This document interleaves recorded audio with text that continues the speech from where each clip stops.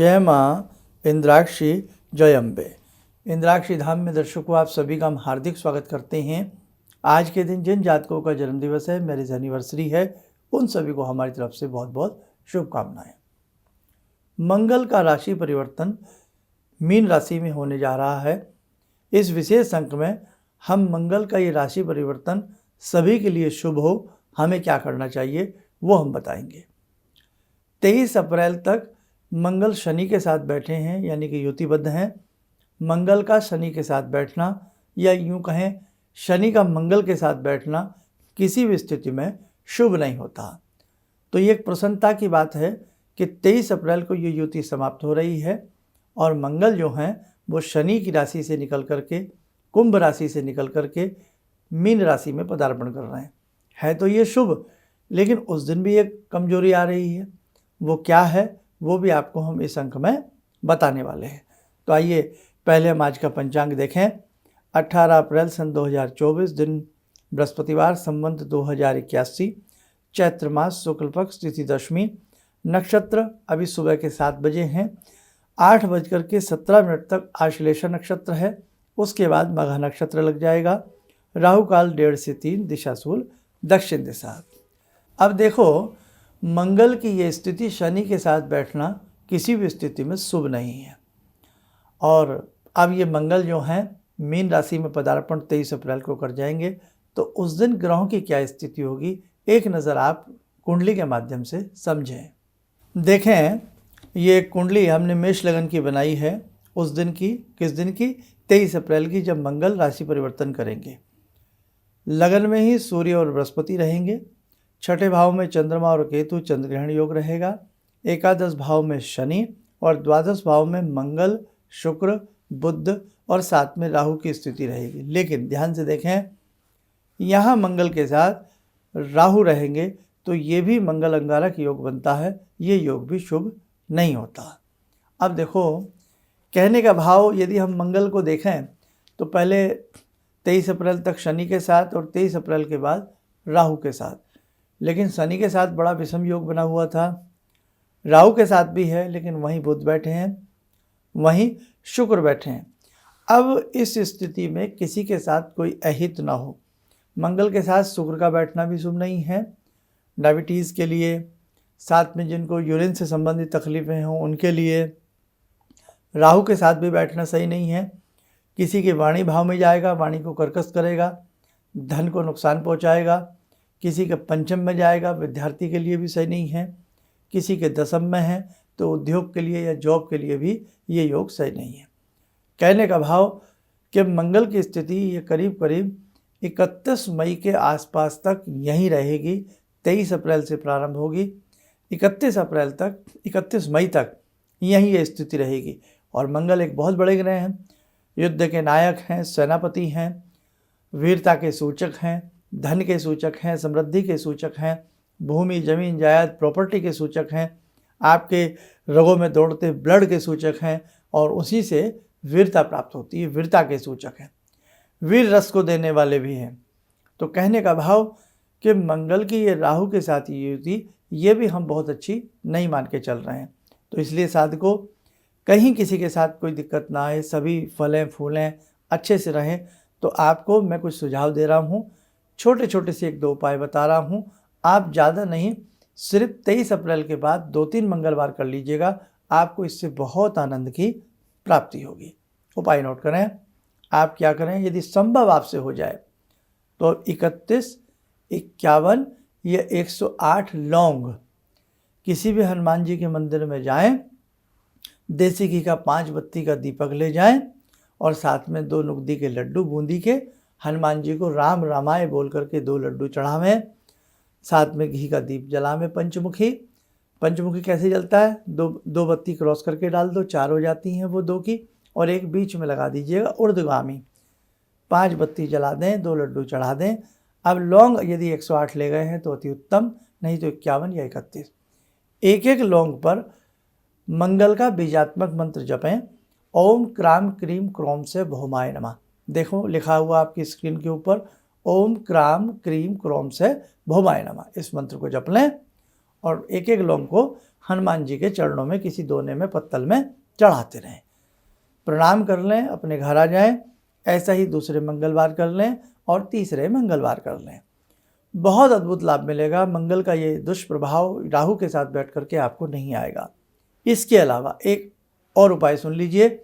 जो मंदिर नहीं जाते, बाहर विदेशों में रहते हैं या किसी के आसपास मंदिर नहीं है या किसी कारण से आप मंदिर नहीं जा सकते, तो मंगलवार के दिन जब आप दीप जलाएं तो अपने दीप में एक लौंग डाल दें और आप हनुमान अष्टक, हनुमान चालीसा या मंगल के 108 नाम या यही मंत्र ओम क्राम क्रीम क्रोम से भौमाय नमः, इस मंत्र की एक माला लौंग डाल करके अपने दीप में उसे पढ़ा करें। अब बाद में उस लौंग का क्या करना है, जैसे आप जहाँ जोत बत्ती वगैरह बाद में जल प्रवाह के लिए या कहीं मिट्टी में दबाने के लिए, जहाँ के लिए भी रखते हैं, वहीं वो लौंग आपकी उसी जल प्रवाह के समान में चली जाएगी। जल प्रवाह मुंह से निकलता है, बाकी आप कहीं उसको गमले में भी डाल सकते हैं, कहीं अपना जो जल प्रवाह का सामान होता है उसे कहीं शुद्ध भूमि में गड्ढा खोद करके वहाँ पर दबा करके मिट्टी भी ढापी जा सकती है। नहीं तो सबके घर में आजकल प्लांट हैं, थोड़ी बहुत धूप रुई होती है घर में, तो वो आप किसी भी प्लांट में भी डाल सकते हैं, कोई हर्ज नहीं। ठीक है। मंगलवार के दिन संभव हो मस्तक के ऊपर लाल तिलक लगावें, संभव हो तांबे का कड़ा पहने, संभव हो तांबे के पात्रों से जल पीने का प्रयास करें और जब ताम पात्र का जल पी रहे हों तो मनि मन ओम भौमाय नमः, ओम मंगलाय नमः जपें। आपके ऊपर कोई ऐसा नकारात्मक असर नहीं आएगा। और मंगलवार के दिन ही जो लाल तिलक लगा करके मस्तक पर या कंठ पर या मंगल पर्वत पर, मंगल हमारी हथेली में 2 स्थानों पर होते हैं, यहाँ होता है और यहाँ होता है, कहीं भी एक लाल तिलक लगा लें सीधे हाथ में और यही मंत्र ओम क्राम क्रीम क्रोम से भौमाय नमः या ओम मंगलाय नमः दिन के आसपास, यानी कि दिन 11 बजे से लेकर के 3 बजे के मध्य में तिलक तो लगा है आपके मस्तक पर या यहाँ पर, इसी मंत्र को मनी मन जप लें। 2 या 3 मंगलवार ऐसा कर लें, आपके ऊपर मंगल का दुष्प्रभाव नहीं आएगा, आपके मंगल शुभ रहेंगे, शुभता का असर आपके ऊपर आएगा ही आएगा। अंतिम उपाय, 3 मंगलवार 2 रोटी के बीच में गुड़ रख करके गौ माता को खिलाने से भी आपको अत्यधिक लाभ की प्राप्ति होगी। आइए साधकों, समय चला आज की ध्यान साधना का, जुड़ते हैं भगवान महावीर से, जुड़ते हैं भगवान मंगलदेव से, उनकी प्रार्थना करें ताकि आपके जीवन में आनंद आए। ओम अतुलित बलधामं हेमशैलावदेयं धनुजवन कृशानु ज्ञानिनामग्रगण्यं सकलगुणनिधानं वानराणामधीशं रघुपतिप्रियभक्तं वातजातं नमामि। मनोजवं मारुततुल्यवेगं जितेन्द्रियं बुद्धिमतां वरिष्ठं वातात्मजं वानरयूथमुख्यं श्रीरामदूतं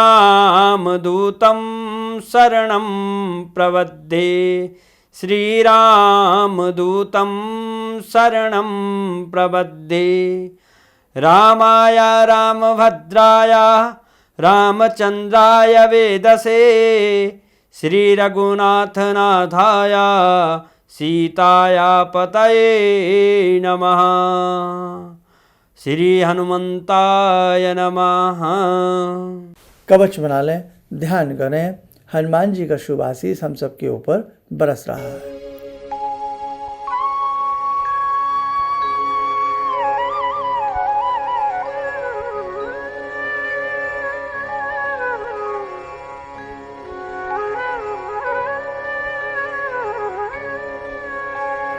ओम बोलते हुए नेत्र खोलें, सामान्य हो जाए।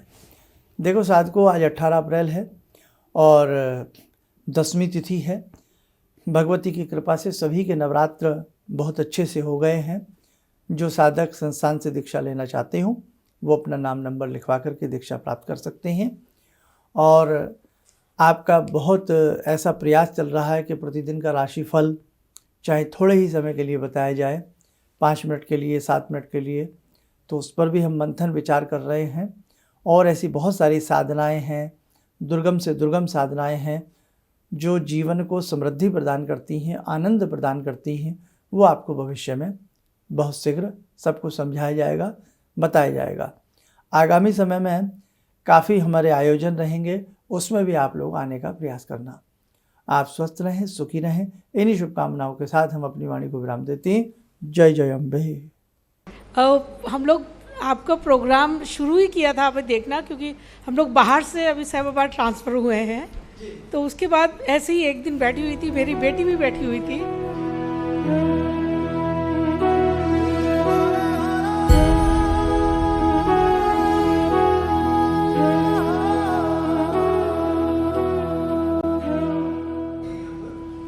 उस टाइम उसके बाद जॉब नहीं थी। थोड़ा टाइम उसने जॉब छोड़ी, मैंने एकदम से बोला उसको कि तुम ये लगाओ फ़ोन, और पहली बारी में ही उसका आपके साथ फ़ोन लग गया। पहली बार ही उसका फ़ोन लगा और आपने कहा कि उसको बहुत अच्छी नौकरी मिलेगी, और थोड़े दिन बाद ही उसको बहुत अच्छी नौकरी मिल गई और वो बहुत अच्छी नौकरी कर रही है। धन्यवाद बहुत इसके लिए। किसी भी समस्या के समाधान के लिए मिले प्रसिद्ध हस्तरेखा एवं वास्तु विशेषज्ञ प्रोफेसर धर्मेंद्र शर्मा जी से। नोट: शिविर में भाग लेने हेतु एवं व्यक्तिगत रूप से मिलने के लिए कॉल करने का समय सुबह 10 बजे से शाम 6 बजे तक। हमारे विभिन्न ज्ञानवर्धक कार्यक्रम देखने के लिए आप हमें अभी सब्सक्राइब करें, बेल आइकन को प्रेस करें ताकि आप देख सकें हमारा कार्यक्रम सबसे पहले। और अधिक जानकारी के लिए फेसबुक पेज को लाइक करना न भूलें।